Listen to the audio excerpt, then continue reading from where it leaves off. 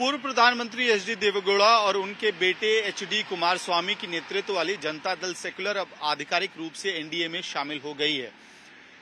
Janata Dal secular की नेतृत्व एक तरह से इस वक्त एच.डी. कुमारस्वामी संभाल रहे हैं और कल गृह मंत्री अमित शाह और बीजेपी के अध्यक्ष जेपी नड्डा से उनकी बैठक दिल्ली में हुई।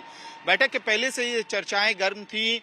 कयास लगाए जा रहे थे कि ये पूरी बैठक असल में सीट शेयरिंग को लेके बीजेपी और जेडीएस के अलायंस को लेकर होगी और एच.डी. देवेगौड़ा ने इस बात पर मुहर भी लगा दी थी। उन्होंने कहा था कि बैठक के बाद बीजेपी और जेडीएस के बीच में जो अलायंस है, जो गठबंधन हो रहा है कर्नाटक में, उसके बारे में जानकारी एच.डी. कुमारस्वामी स्पष्ट कर देंगे। अहम बात यह है कि दिल्ली में बैठक हुई और उसके बाद एच.डी. कुमारस्वामी, जो कर्नाटक के पूर्व मुख्यमंत्री भी रहे हैं, उन्होंने मीडिया से बातचीत करते हुए पूरी तस्वीर साफ कर दी। ये स्पष्ट कर दिया कि अब जेडीएस एनडीए का हिस्सा है, यानी कि बीजेपी और जनता दल सेक्युलर साथ मिलकर लोकसभा में कर्नाटक की सभी सीटों पर चुनाव लड़ेगी। अब सवाल ये उठता है कि आखिरकार किसके हिस्से में कितनी सीटें आएंगी।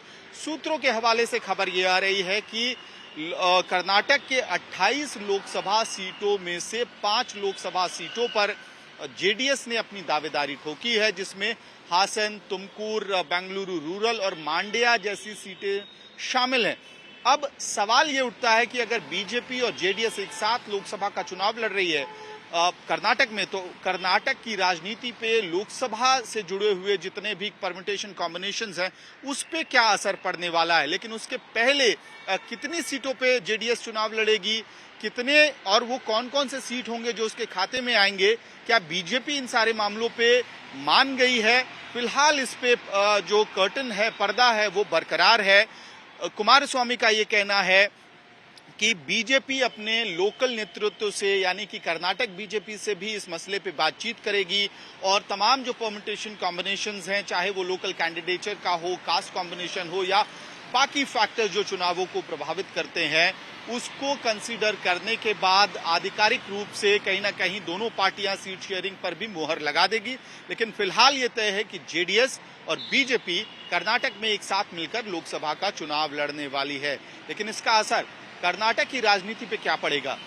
इसी साल हुए विधानसभा चुनावों में कांग्रेस ने बीजेपी को पटकनी दी थी और जेडीएस बिल्कुल हाशिए पे एक तरह से कहा जाए तो वहां पहुंच गई थी और इसके बाद से ही ये हलचल तेज हो गई थी कि लोकसभा में क्या बीजेपी और जेडीएस एक साथ मिलकर कांग्रेस के खिलाफ दावेदारी ठोकेगी। ये तस्वीर तो साफ हो गई है कि जेडीएस और बीजेपी एक साथ चुनाव लड़ेगी, लेकिन इसका असर क्या पड़ने वाला है ये भी समझना बहुत जरूरी है।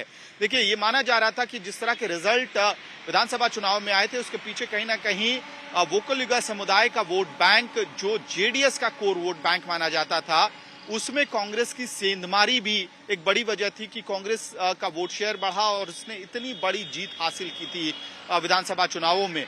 और इसके पीछे की वजह भी डीके शिवकुमार को माना जा रहा था, क्योंकि डीके शिवकुमार वोकलिगा समुदाय से ही आते हैं। तो ऐसे में जो राजनीतिक एक्सपर्ट्स हैं, उनका कहना था कि डीके शिवकुमार कर्नाटक कांग्रेस के अध्यक्ष थे।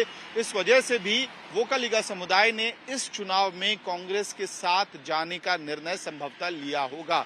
लेकिन अब जब बीजेपी और जेडीएस एक साथ खड़ी हो गई है, तो ऐसे में कांग्रेस को आने वाले लोकसभा चुनावों में कर्नाटक में किस तरह का नुकसान होगा, ये बड़ा सवाल फिलहाल बना हुआ है। वीडियो सहयोगी आलोक दास के साथ मैं अमित भारद्वाज, चुनाव तक।